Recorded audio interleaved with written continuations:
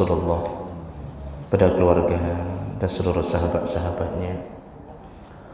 Ya Allah, muliakan insyaAllah bapa-bapa dan ibu-ibu yang telah berhadir karena Allah, dan semoga kehadiran kita menjadi pahala di sisi Allah Subhanahu wa taala. Kita masih membahas seputar sunnah-sunnah di dalam salat. Dan di pertemuan kita yang lalu kita sudah membahas bahawa salah satu sunnah dalam salat adalah membaca surat-surat atau ayat-ayat tertentu setelah bacaan Al-Fatihah, dan itu berlaku bagi imam dan orang yang salat sendiri, sedangkan bagi makmum cukup mendengarkan bacaan imam ketika salat jahar, tapi disunnahkan membacanya ketika salat sir. Baik, itu yang terakhir kita bahas. Kita sambung. Sunnah berikutnya dalam salat adalah at-takbir 'inda ar-ruku' was-sujud war-raf'u minhu wa 'inda al-qiyam. Yaitu sunnah hukumnya melakukan takbir ketika ruku', sujud, dan ketika bangkit dari sujud, lalu ketika bangkit dari ruku', sunnah mengucapkan takbir. Yaitu maksudnya bi ay yaqula Allahu akbar wa huwa sabitun bil ijma' al ummah. Yang dimaksud adalah mengucapkan kalimat Allahu akbar, dan itu disepakati berdasarkan ijma'nya para ulama. Dalilnya hadis riwayat Ibnu Mas'ud radhiyallahu anhu, ra'aitu an-nabi sallallahu alaihi wasallam yukabbiru fi kulli raf'in wa khafdin wa qiyam wa qu'ud. Rasulullah sallallahu alaihi wasallam, kata Ibnu Mas'ud, aku melihatnya bertakbir ketika beliau mengangkat, ketika beliau bangkit, turun, kemudian bangkit dari sujud, atau duduk di antara sujud.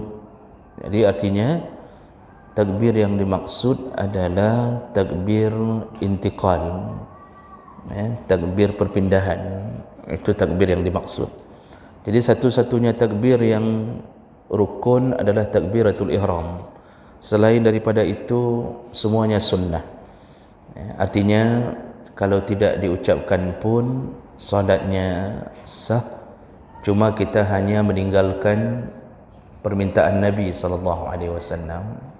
Jadi kita kalau meninggalkan yang sunnah berarti meninggalkan amalan Nabi sallallahu alaihi wasallam, dan itu sifatnya makruh. Meninggalkan sesuatu yang diminta oleh Nabi itu bisa masuk ke ranah yang makruh, tidak disukai. Dan takbir ketika i'tidal itu diajarkan khusus, yaitu dengan mengucapkan sami Allahu liman hamidah. Ini yang sedikit berbeda ketika melakukan perpindahan dari antara rukun ke rukun. Baik, Bapak Ibu maka Allah Subhanahu wa taala, jadi perlu kita perhatikan lebih dahulu, yaitu ketika rukuk itu bukan hanya takbir yang menjadi pengawal sunnah, tetapi ada beberapa perkara lain yang perlu diperhatikan ketika rukuk, yaitu yang pertama, tata cara rukuk itu perlu diperhatikan. Berdasarkan dalil Nabi, maka tata cara rukuk adalah akhzur rukbatain bil yadain wa tamkinu lil yadain min ar-rukbatain. Yang pertama, menggenggam lutut, tangan menggenggam lutut dengan sempurna, artinya tangan lurus untuk menggenggam lutut. Kemudian taswiyatud dhahri asna ar-ruku', Kemudian meratakan punggung ketika rukuk. Wa tafrij al-asabi' lirrajuli, bagi laki-laki hendaknya jari jemari ketika rukuk itu direnggangkan. Wa ammal mar'ah fala tufarrijuha, bagi perempuan boleh sedikit dirapatkan. Jadi rukuk itu ketika kita genggam lutut itu bukan rapat tangan, tapi jarinya di tafrij, dilebarkan, ya, direnggangkan, ya. Wa nasabu saqain, betis harus lurus, betis itu lurus, ya. Wa taswiyatur ra'si bil ajzi, kepala dan leher itu lurus, seimbang, ya. Wa adamu raf'ai ra'si au khaftuh, kepala jangan didongakkan dan jangan diturunkan. Jadi jangan mendongak ke atas, jangan turun ke bawah. Jadi benar-benar lurus. Untuk bisa lurus, satu-satunya jalan adalah lihatlah ke tempat sujud. Jadi ketika rukuk itu lihat ke tempat sujud. Itu insya-Allah akan dapat seperti rukuknya Nabi. Lurus, jangan mendongak ke atas dan jangan melihat ke bawah. Dan ini semua berdasarkan hadis Nabi dari Abi Mas'ud Uqbah bin Amir annahu raka'a fajafa yadayhi wa wada'a yadayhi ala rukbatayhi wa faraja baina asabi'ihi min wara' rukbatayhi wa qala hakadha ra'aitu Rasulullah sallallahu alaihi wasallam yusalli. Jadi Uqbah bin Amir setelah melakukan praktik rukuk seperti yang kita sebutkan, lalu beliau menyebutkan, beginilah yang pernah kulihat Rasulullah melakukan rukuk.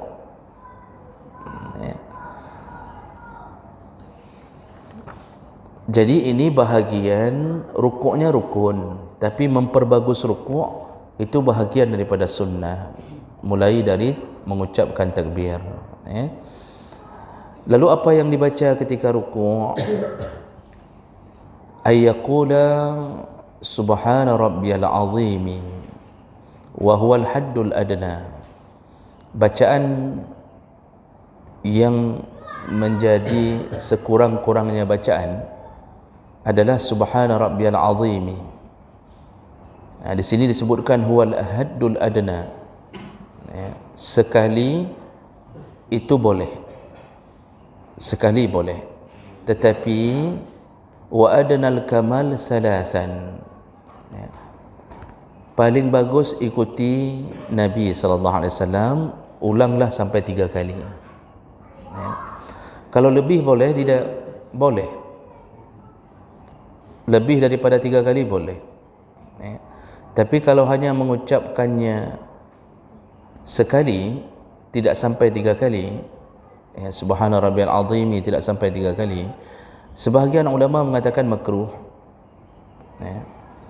karena Nabi mengajarkan minimal 3 kali, bukan maksimal 3 kali, minimal 3 kali.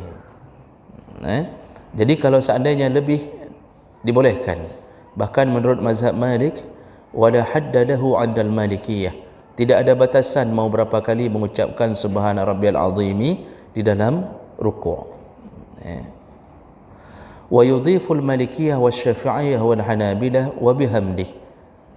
Mazhab Malik sepakat, mazhab Syafi'i, mazhab Hanbali sepakat dengan mazhab Malik mengatakan dibolehkan menambahi kalimat wa bihamdih, walaupun dalam hadis bunyi kalimatnya cuma subhana rabbiyal azimi, boleh ditambahkan kalimat wa bihamdih, karena ini sejalan dengan maksud daripada kalimat itu.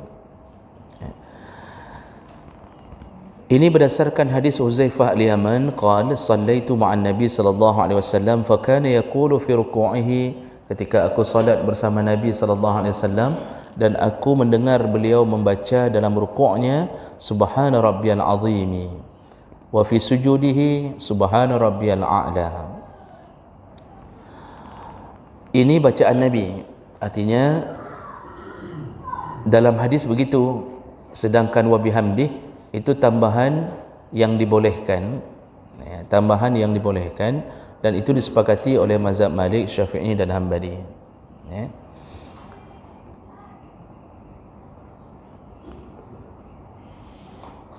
Nah, jadi kalau seandainya menjadi seorang imam, tadi dikatakan bahawa ketika bacaan rukuk itu dibolehkan melebihi 3 kali, tapi itu tidak dianjurkan bagi seorang imam. Wala yazidul imam anit tasbihat as-salas wa yukrahu zalik. Kalau menjadi seorang imam cukup 3 kali, jangan lebih daripada 3 kali. Bahkan yukrah, makruh kalau imam membaca melebihi 3 kali. Kenapa begitu? Takhfifan 'alal ma'mumin, karena tujuannya agar makmum terasa ringan solatnya. Jadi imam jangan sampai menambahi lebih daripada 3 kali. Kecuali dibolehkan menambah wa imam qaumun mahsurin radin bitatwil, kecuali kalau kita salat bersama sekelompok orang yang sudah sama-sama tahu, sama-sama rida.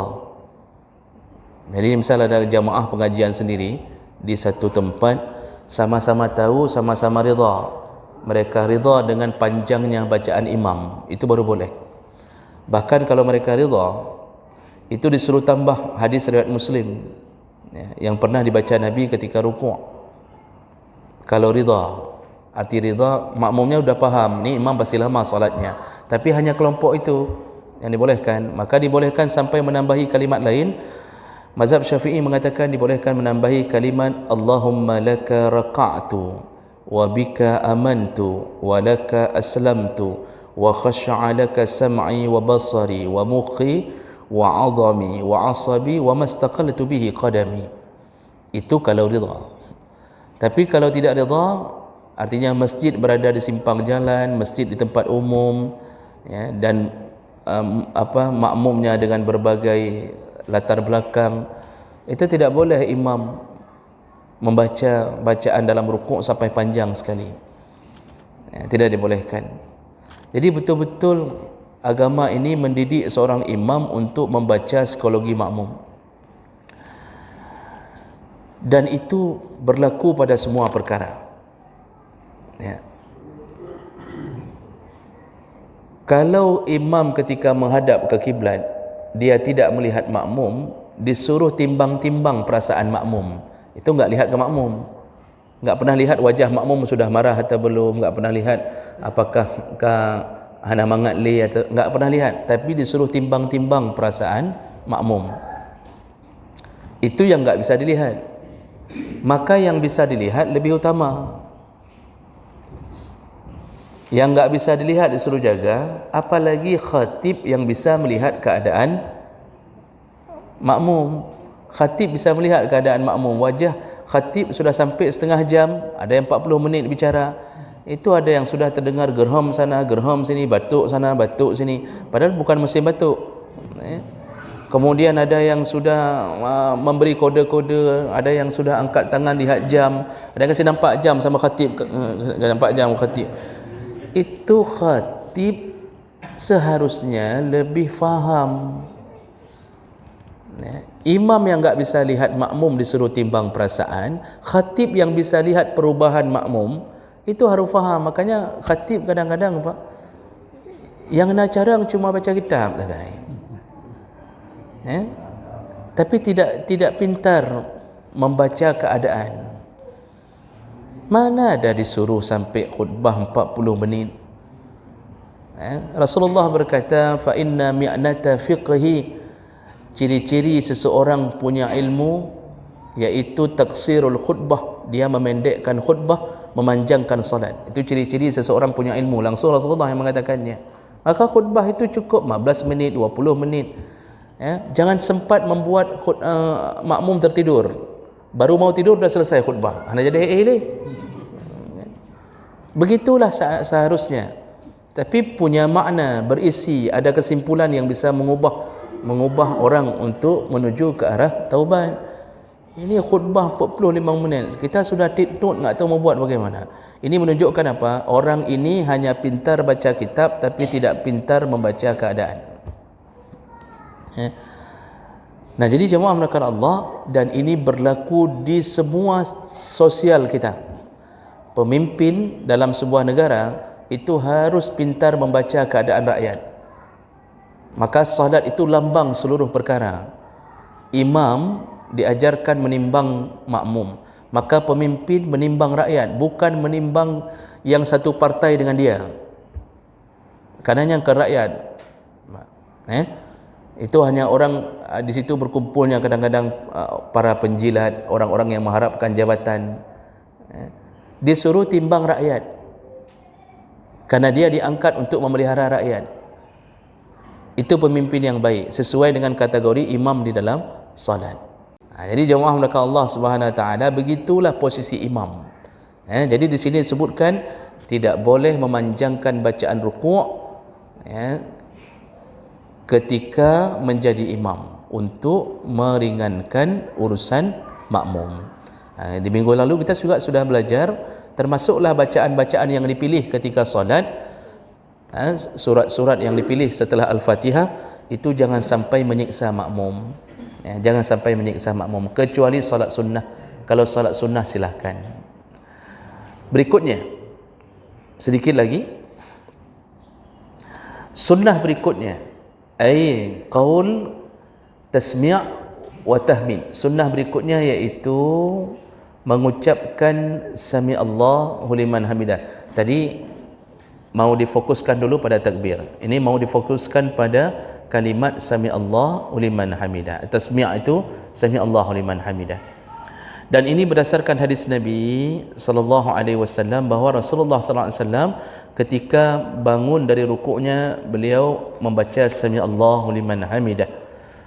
Rabbana lakal hamd. Ketika model bacaan ini dibacakan, ada beberapa perbezaan di antara imam-imam mazhab. Di antaranya menurut mazhab Hanafi dan Hambali, bahawa ketika imam membaca sami Allahu liman hamidah, makmum cukup membaca Rabbana walakal hamd. Artinya tak perlu lagi ulang sami Allahu liman hamidah. Tapi menurut mazhab Syafi'i, makmum tetap disunnahkan untuk mengulang kalimat sami Allahu liman hamidah. Dan ini berdasarkan beberapa dalil yang dipegang masing-masing oleh mazhab ini. Mazhab Syafi'i mengatakan tetap disuruh ulang sami Allahu liman hamidah berdasarkan hadis dari Abu Hurairah radhiyallahu anhu, kana Rasulullah sallallahu alaihi wasallam iza qama ila shalah, Rasulullah itu kalau mendirikan salat, yukabbir, dia bertakbir, summa yukabbir hina yarqa', lalu bertakbir lagi untuk rukuk, summa yaqulu sami Allahu liman hamidah, lalu dia membacakan sami Allahu liman hamidah hina yarfa' sulbahu min raka'ah. Jadi ketika Rasulullah bangkit membaca sami Allahu liman hamidah, summa yaqulu wa huwa qa'im rabbana walakal hamd, lalu beliau ikut sekaligus membaca rabbana walakal hamd. Hadis riwayat Bukhari Muslim. Dan ini menjadi dalil bahawa Rasulullah mempraktikkan dua-dua kalimat itu. Maka sebagaimana disuruh baca kepada imam, makmum pun tetap disuruh baca sami Allahu liman hamidah. Ini berdasarkan dalil ini. Sedangkan dalil bagi mazhab yang mengatakan imam baca sami Allah, makmum tidak perlu ulang sami Allah, cukup langsung mengucapkan Rabbana walakal hamd, itu juga berdasarkan dalil. Tadi berdasarkan dalil riwayat Bukhari Muslim, sekarang juga berdasarkan dalil juga riwayat Bukhari Muslim. Hadis dari Anas bin Malik, anna Rasulullah sallallahu alaihi wasallam qala, Rasulullah berkata, iza qama al-imam, kalau imam sudah bangkit, maka hendaklah membaca sami Allahu liman hamidah. Faqulu, maka kalian bacalah Rabbana walakal ham. Jadi ada versi hadis yang mengatakan ketika imam baca sami Allahu liman hamidah, makmum disuruh baca oleh Nabi cukup Rabbana walakal ham. Jadi tidak perlu ulang kalimat sami Allah. Artinya dua-dua dalil menggunakan dalil yang sahih. Makanya berulang-ulang saya katakan, jangan terlalu ngotot untuk membenar-benarkan diri kalau tidak tahu dasarnya, padahal dua-duanya menggunakan dalil yang sahih, cuma berbeda cara mengambil ijtihadnya saja. Mazhab Syafi'i mengatakan Rasulullah menggabungkan sami Allah dengan Rabbana walakal ham. Ini berlaku bagi imam, berlaku bagi makmum. Sedangkan hadis yang lain disebutkan bahawa Rasulullah menyuruh makmum bacalah Rabbana walakal ham saja, tidak perlu ulang sami Allah. Kedua-duanya berdalil. Tapi yang jadi masalah, apakah Rasulullah pelin-pelan? Bukan, Rasulullah ingin mengajarkan yang sana boleh, yang sini pun boleh. Dan kenapa hadis berbeda-beda?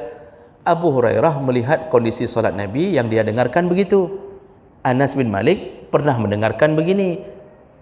Tidak selamanya sahabat terus-terusan nempel di Rasulullah. Berbeda-beda orang, berbeda-beda redaksi. Kedua-duanya dibolehkan. Jadi aman sebenarnya. Keadaan kita dalam beragama itu, kalau kita semakin berilmu, semakin banyak informasi, aman. Tapi ketika semakin sempit informasi atau disempit-sempitkan oleh guru, ngaji sama guru itu terusan. Apalagi model guru-guru fanatik, guru-guru ekstrim, itu terusan ngaji. Disempitkan cara berfikir, berubahlah kita menjadi orang yang tidak mau saling berlapang dada dengan berbagai ilmu.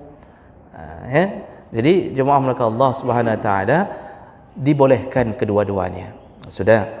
Berikutnya, menurut mazhab Syafi'i dan Hambali, selengkap-lengkapnya bacaan yaitu Rabbana lakal ham mil'us samawati wa mil'ul ardi wa mil'u ma syi'ta min syai'in ba'. Dan ini juga berdasarkan hadis Nabi sallallahu alaihi wasallam.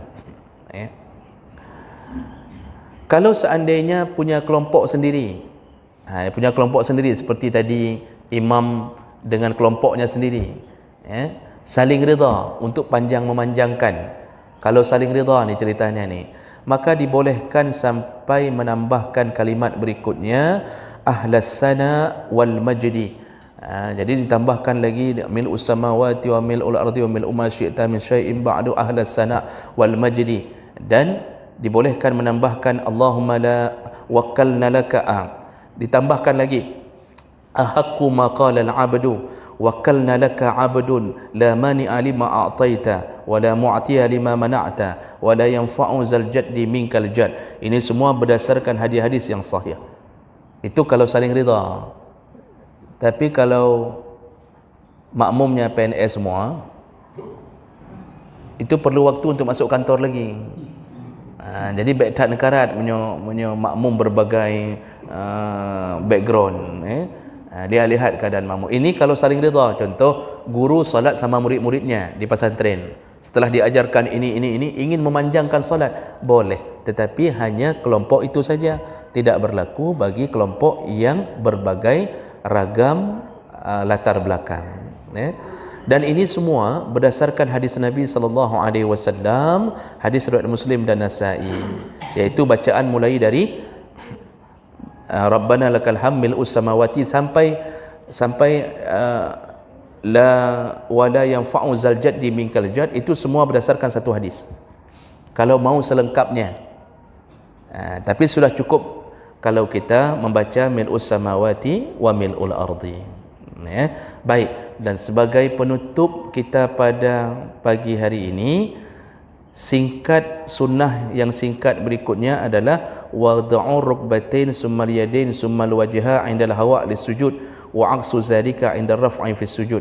Ketika mau sujud, sunnahnya itu boleh turun dengan dua model. Menurut jumhur ulama, model turun ketika dari berdiri mau sujud, model turun adalah letakkan dulu dua lutut. Ini menurut jumhur, kecuali mazhab Malik yang berbeza. letakkan dulu, turunkan dulu dua lutut, kemudian baru dua tangan, kemudian wajah, baru diturunkan ke tempat sujud. Itu menurut jumhur ulama, ghairal malikiyah, selain mazhab Malik. Sedangkan mazhab Malik itu mengambil dalil dari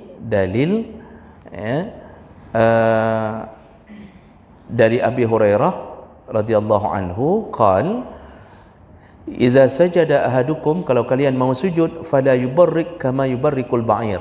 Rasulullah berkata, kata Abu Hurairah, kalau kalian mau sujud, janganlah sujud seperti sujudnya unta, jangan turun seperti turunnya unta. Bagaimana unta turun? Liyadha' yadayhi summa rabbatayhi. Dia kalau unta sujud itu lutut duluan, baru tangan. Jadi Rasulullah mengajarkan sebaliknya, liyadha' yadayhi, turunlah dulu waktu sujud dengan tangan duluan, kemudian rukbatai, baru lutut. Nah, ini hadis ini yang digunakan oleh Imam Malik dijadikan sandaran. Menurut Imam Malik, cara turun ke tempat sujud, kita langsung turun ke bawah, lutut belum sampai ke lantai, itu tangan duluan. Tangan duluan ke bawah, baru lutut.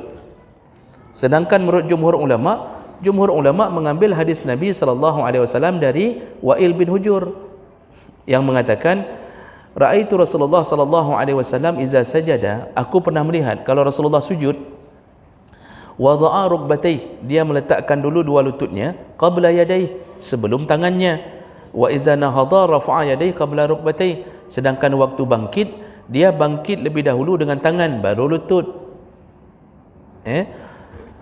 Kedua-duanya dibolehkan. Tapi kalau bicara tentang mana yang lebih mudah pandangan jumhur untuk dilaksanakan.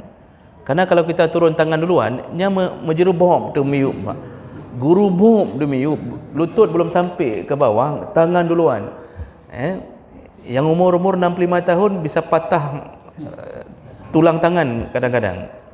Jadi sebenarnya kedua-duanya dibolehkan, tidak mengapa. Yang tidak dibolehkan sujud muka duluan, tangan belum sampai, lutut belum sampai, muka duluan ke bawah, itu yang tidak dibolehkan. Yang tadi kedua-duanya dibolehkan, tidak mengapa. Jadi jangan ribut-ribut masalah ini. Jangan bilang-bilang ke sahabat kita waktu turun tangan duluan, lalu baru lutut, lalu kita mulai mengejek. Tidak perlu. Selama kita sudah mengetahui dalil, berarti ada dalil. Kalau ditanya ada dalil, tidak? Ada dalilnya. Ada dalilnya. Cuma berbeda cara imam-imam mazhab menyandarkan diri ke dalil yang mana. Baik, demikian untuk pagi hari ini. Itulah seputar perkara yang sunnah, dan insya-Allah kita sambung perkara ini di pertemuan kita yang akan datang. Baik, demikian untuk subuh hari ini. Karena kita tidak lihat ada pergerakan apapun, nanti kita bergerak besar-besaran nanti Bapak sebentar lagi baik, demikian. Semoga yang hadir Allah catatkan pahala, dan semoga Allah mempertemukan kita kembali di dalam surganya. Amin ya rabbal alamin. Subhanakallahumma bihamdik, asyhadu an la ilaha illa anta, astaghfiruka wa atubu ilaik. Wassalamu alaikum warahmatullahi wabarakatuh.